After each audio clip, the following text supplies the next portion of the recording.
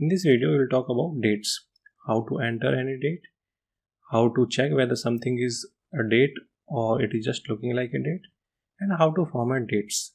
Okay, so first of all, let us start with current date. So I am here in column B and I want to type today's date, which is 5th of October 2020. So how should I type it? I should type 5/10/2020, and you can see it is giving a different result. Or I should type 10/5/2020, which is giving me required date. Or should I type 20/05/10 or 20.05.10? We don't know which one is correct way of entering the date. Now I will show you, at least for today, we have some shortcuts. If I press Ctrl semicolon, you can enter today's date directly. There is a function also for today's date, equal, and you need to type today, and that's today's. Difference between Ctrl semicolon and the function is that Ctrl semicolon will stay as it is, while function, if you open the file tomorrow, it will generate 6th of October. It will change automatically based on that particular day. Okay, so that was about today, but we don't only work with today, we work with all kind of dates.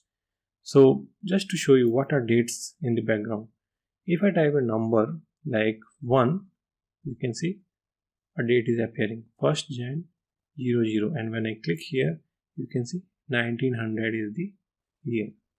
If I type 31, 31st Jan 1900.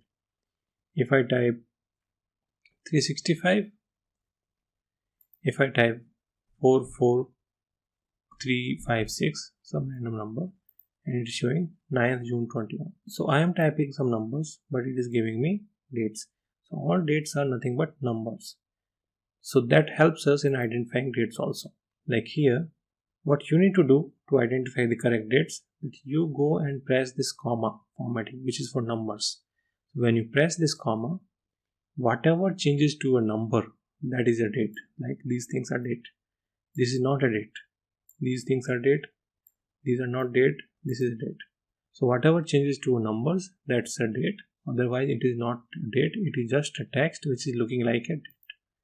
Okay. So that is the way to identify dates. Now, how to enter any date? Let's say I'm here. I want to type 7th of June. Okay. So 7, then short name of the month, and then year. So if you are in current year, no need to type because Excel will automatically pick it up, 2020. You can see. If you are in a different year, like 8th of March 2015, and if you have some confusion, always type the year in 4 letters. Now after entering, you can show it whichever way you want, like this, or any other way. Okay. After date is entered correctly, you need to press Ctrl 1. That is the shortcut to format anything in a cell. And after that, you can go to date, and there are so many inbuilt formats which you can apply. Like I can apply for only month, March 12. So it will show my data like this. Or I can change it to something else, maybe like this. Okay. So some inbuilt formats are already there. You can select one of them, and this list will vary based on what region you have selected. Okay. Now, what if you are not finding your required format in this? Okay. So what you can do, you can go from custom and you can remove whatever is there in this place.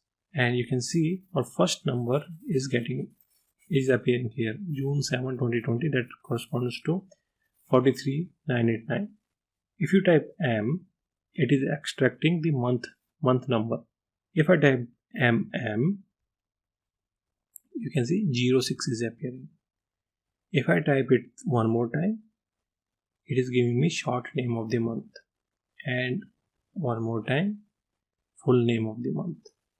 So these 4 variations of M will give you different results. So whatever you are looking for, repeat it that many times. Similarly, if I type D, it will extract the day part of June 7. So 7.